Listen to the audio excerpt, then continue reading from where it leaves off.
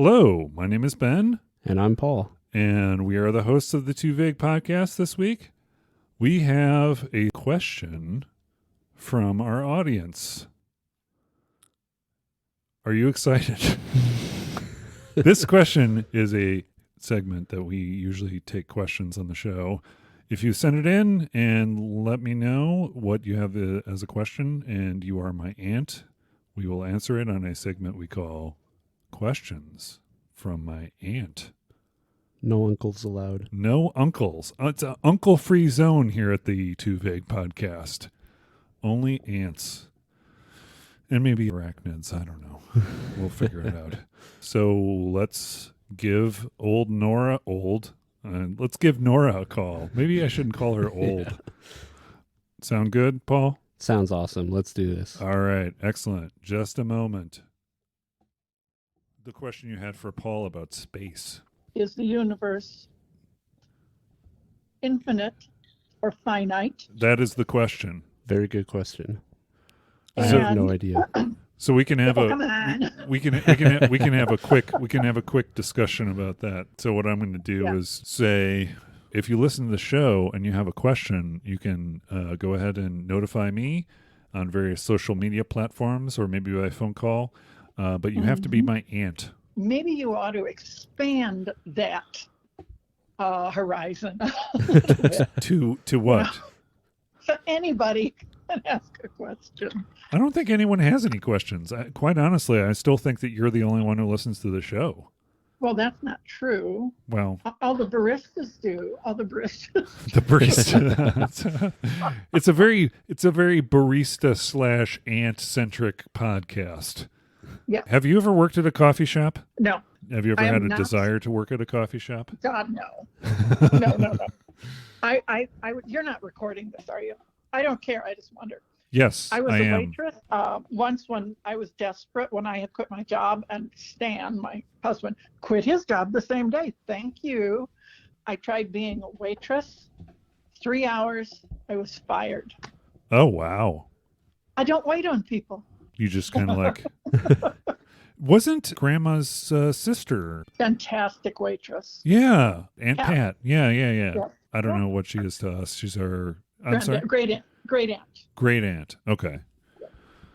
So, Aunt Pat. Yeah, I remember one time we went to her diner for some reason, and we went there. And it was like, I don't know how old we were. We must have been like, I don't know. It was strange, though. I mean, the diner was kind of strange. It was a little like a village eating hole. But yeah. I mean, she worked at big fancy places and was so good at it. As far as Aunt Pat's concerned, that's like the most memorable piece. And wasn't her husband working there too? Yeah. For a while? So yeah, definitely. Whatever that time frame was, but we couldn't have been any more than like 12, 13 or 14 maybe. Yeah. That's kind of what I'm thinking. Early 80s, maybe. Yeah, the early 80s, back when Paul was not existing. Yeah. Right. Not even a thought in his, Yes. The question that we have from Norah about the space episode. Did you enjoy the space episode, Norah? Yes. Okay. I'd have to go back and look at it because right now my mind is spinning with Spongeables and tokens and Gotcha. The preparation for the next Metaverses. show. Yeah. The one we're going to record after Paul and I talk about Drive today. Exciting times. Yes. Yes. What was your first car that you ever had? Speaking of driving. Dodge Dart. A Dodge Dart. Oh my gosh. Holy cow. Hey, everybody's first car. Come on. Well, no, mine was rich. yeah, mine was in the same vein. It wasn't a Dodge Dart though. It was a Mercury Lynx. It was the Mercury equivalent of a Ford Escort. Oh, okay. Yes. Okay. Same company, different name. Ford and Mercury were the same company. They were both, I think, General Motors, right? No. But yeah. No. They were the opposite of General Motors. They were Ford. They were Ford Motors. Hence, Right. Ford Motor Company. But anyway, Mercury. Not General Motors. Gotcha. Anti-General Motors. Specific Motors. Yes, fuck Lee Iacocca, whatever. Like Lee Iacocca was Now that you're was. talking Chrysler, for heaven's sake. I don't know. I don't know anything about cars. We're going to cover this in the next show. I don't know. You know, Oh, I know Lord. about a lot of things. Cars Yes, is you not do. one of those things. Yeah. One time, Dad made fun of me because I almost put oil in the tires. Oh no. Oh, come on. No, I didn't actually do that. But He started even making I'm fun of not me for that. putting oil in the tires because one time I accidentally put the wrong fluid into the wrong spot. Yeah. So I was going to Oy, put, oy, oy. yeah.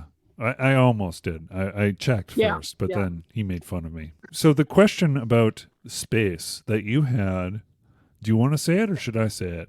Because it's an interesting question. Is space finite or infinite? And if it's infinite, how can it continue to grow or expand, or what's the opposite of expand? Contract. Contract, Yeah.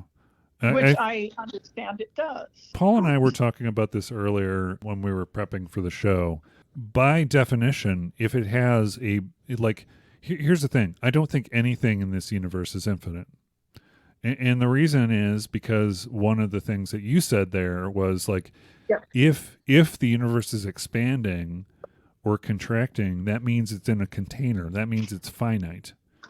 Yeah. Because if something constantly expanding into infinity, maybe that's just too trippy of a concept and maybe I need some mushrooms or peyote or something. Yeah. But to me that doesn't compute. If it's something that, if you're talking about finite space, what, Paul? See, but here's the thing though. You're saying in a container. So is that container part of space or is that outside of space? I don't know. What is it? What's outside of the container? Exactly. Yeah. Yeah. You could keep going on that way, which is why it's so Right, hard, I right. think, to grasp it, really. Yeah. You know. Isn't that what calculus is for?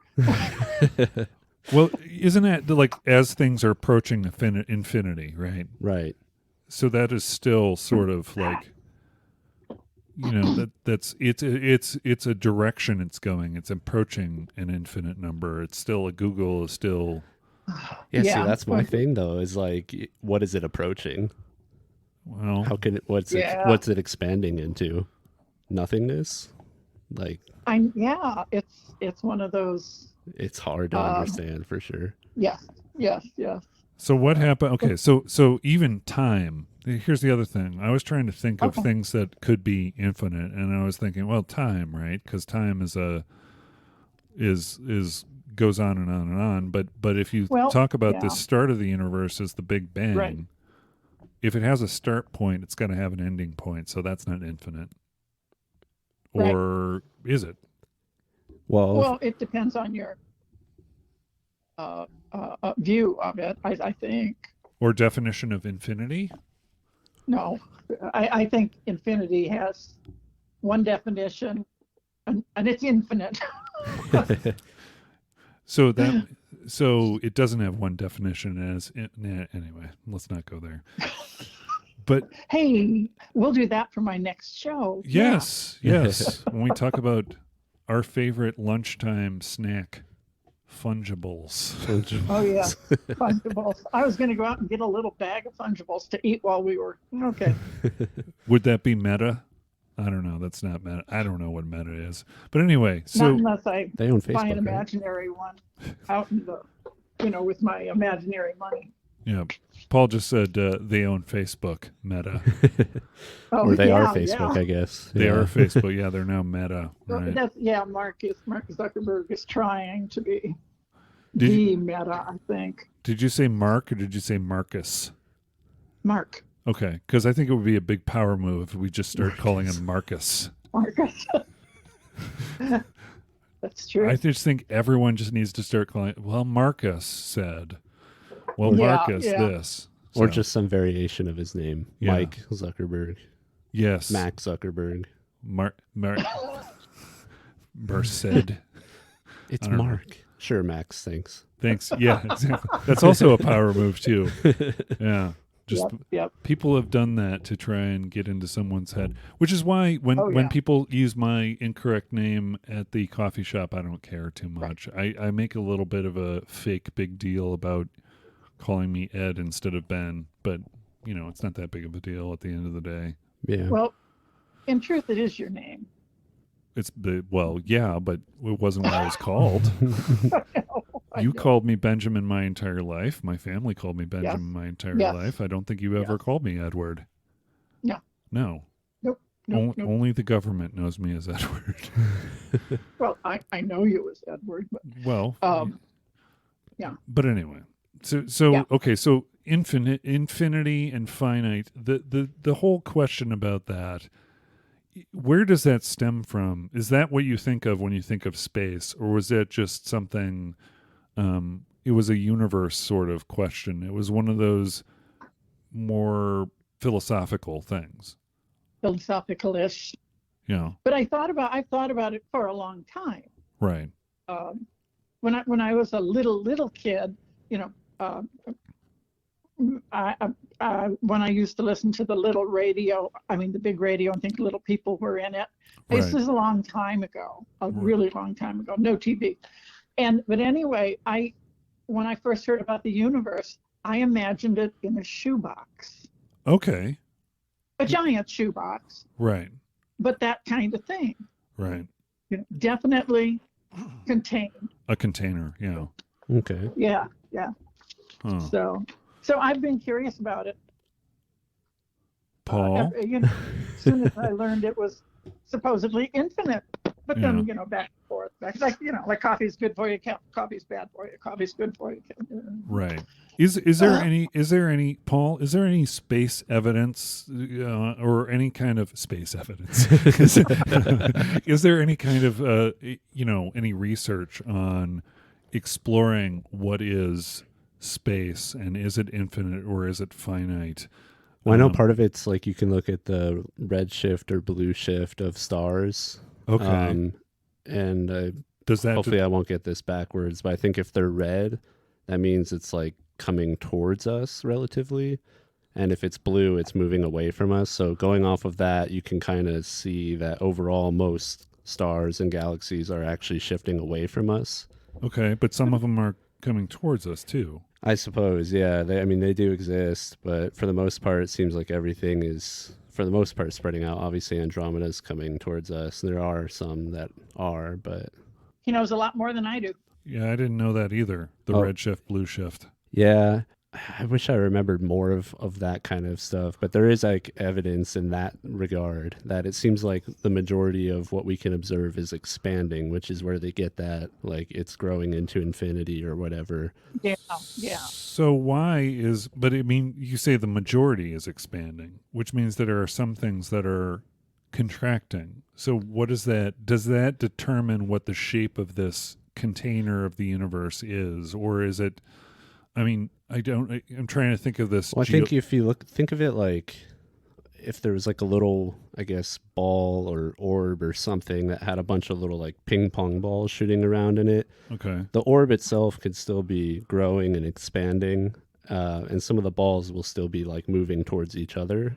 Right. But it doesn't mean that the overall thing isn't still expanding. Oh, okay. So just substitute the balls for like galaxies, stars, whatever. And I just started thinking about that too, like where you've got a star that's expanding, but if you've got planets, they're rotating around whatever that thing is. So there should be some bodies that are approaching and some that are going away based on rotational. True. But we're just talking about stars at this point, right? With the red shift, blue shift. Well, I think it's more useful with galaxies, actually. Okay. Just because with stars, there might be some shifting in that regard. I'm not sure, but I think it's more for galaxies because that gives you like the bigger picture of what, Okay. Because obviously, like stars are going to be attracted to the center of the galaxy in general.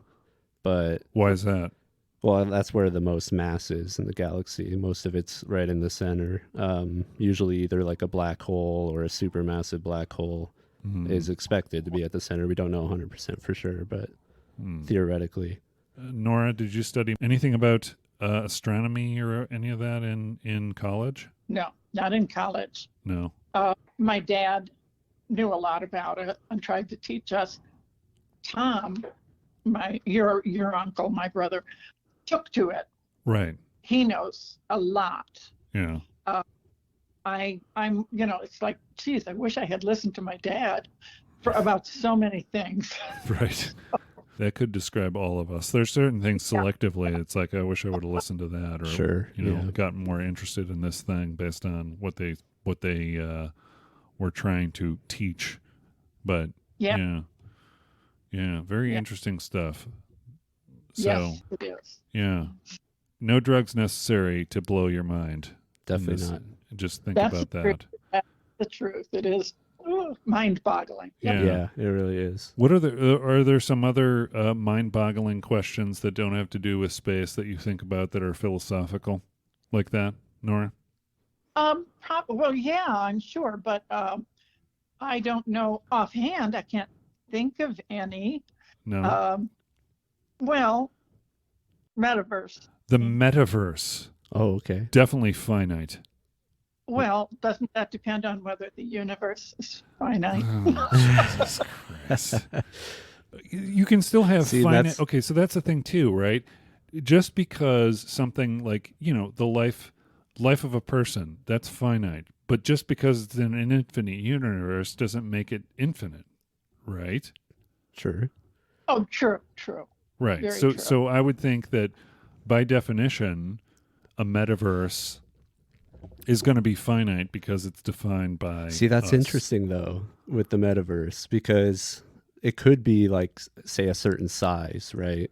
And then couldn't you from the outside, like the developers or whatever, add more to it so where it's expanding? Yes, but that doesn't make it infinite. Right. But, to the people, like, say that you didn't, actually live in the real world and you just lived in there, Mhm. wouldn't it seem like it's infinite and it's infinitely expanding I don't know. if it's continually growing by whatever the people on the outside are doing to it? See, I don't know. That would like throw off your entire understanding, I feel. Because My- like Yeah. they would observe it as, oh, it's constantly growing, but it really could just be some guy at his computer adding, I don't know, storage or something to the program. right. But that's still, infinity still doesn't fit into that to me. I don't quite. Well, I just mean like the observer that's in the metaverse, they would see, I guess, What we're seeing. So right, we're like we're in a constantly simulation. expanding. Yeah, I guess it would be like getting into that territory, but yeah. Nora, do you think we're in a simulation? I no, because we're here. Well, I'm here. My first thought of the metaverse was that when I looked it up, it's really a pretend world. It's all a pretend world, but it has a digital trail. Okay. But think about it. It's up there in the ether, but it's up there, out there. That's kind of like pretend when Right. you're pretending that you're shooting what with arrows? You're a robot and you're shooting fish with arrows? No. Robot animals. Dude, I talked to you about this yesterday. Hey, I have for breakfast. Yeah. That is a story. It's not like I'm actually shooting things with arrows or shooting course. animals with arrows, whereas the metaverse is you're pretending that you're Aloy shooting things with arrows. There's a sensory thing that's, you know what I mean? Okay. Well, okay. We'll talk about it. I don't know. I don't know what the metaverse is and what it has to do with me, other than the fact that it's just what people are talking about right now, like fungibles and NFTs. Sure. Right. Very much so. Yeah. Do you have any thoughts on the metaverse, Paul? Well, I actually just read, I don't know, sometime last year, Snow Crash, if you ever heard of that book. Oh yeah, I've heard of it. Neal Stephenson. Yeah. And a big chunk of that book is about like the metaverse. It was written in the early 90s, so it's like a different kind of idea of what it would be than now. Yeah. But it's really interesting, like having read that, I guess, just seeing how much it's being talked about now, the metaverse. Right. Right. Well, I had in my reading, I think it came up around somewhere in the 80s, and it just laid quietly there. Right. As some things, and they just gain, Yeah. the culture. I hate using the word the zeitgeist, but people say that all the time. They use zeitgeist in one of the examples. You're right. Yeah, So, it's the zeitgeist, yeah. the Ford zeitgeist, or maybe Yeah. it's General Motors. I don't know who made the zeitgeist. I'd love to incarnate the zeitgeist. Just You know, gonna hop in the zeitgeist and go down to the store. Does that quote unquote satisfy the curiosity about the universe, or does that continue to be infinitely thought about? That one. Yeah. Infinitely expanding. Yes, and understanding. Did you ever? Hey, Paul, did you ever play the was Second Life? Yeah, I was going to bring that up. I haven't played it, but that's what I was thinking of when we were talking about the metaverse. Right. Yeah. Nora, are you familiar with Second Life? No. Okay.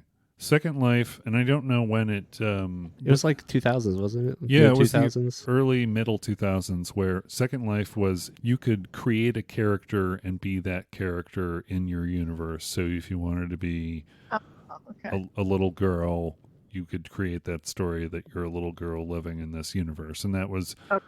And people started doing things with it that were, I don't know, Paul? I don't know, actually. I just know that it existed. Yeah, people would, like make things in the metaverse or the metaverse.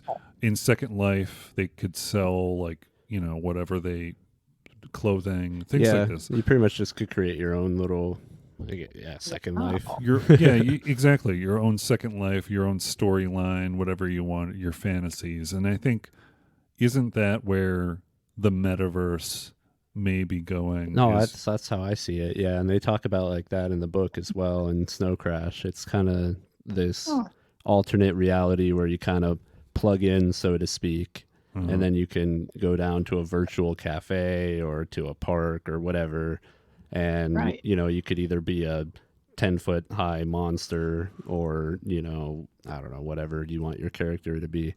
And I definitely think there's potential in that. I mean, seems like that's kind of always been something people are interested in with like Second Life or The Sims, or like Animal Crossing is really big and it's kind of similar concept. So having like a centralized place where that happens, like, where everybody could log into the same kind of thing and mess around or whatever. I definitely see the potential. Whether it could be used for good or bad is another thing, but would it be based on what society can do or what society can't do? So like there would be things in this metaverse that it's not going to be just a duplication of human life, right? It can be. I think you could have different areas. I don't see like it could kind of be like Disneyland or whatever. You could literally go to Tomorrowland and it's Westworld. Like futuristic, you could do or like whatever. a Westworld thing. Yeah, or like a zero gravity room or whatever you want, kind of. Yeah. Who knows? Yeah. Is VR going to be involved in this? Is some sort of sensory improvements to the way? Yeah, even in the book, Yeah, in Snow Crash, they put on like VR headsets, which is kind of cool to see them talking about that like at that time too. But I think that would be like the natural extension of it for sure. Yeah. To give you that immersion further than just like Second Life or playing The Sims or whatever. Right. Or watching a screen and using a controller. It's different. Yeah. Yeah. Right. So you can experience the smells of the metaverse. The meta coffee. The meta coffee. Yes. All right. Well, so let's just close that segment and say thank you for joining us, Nora. It was a pleasure. Have fun. Okay, we'll do. Bye. All right. Yeah, it's a good question.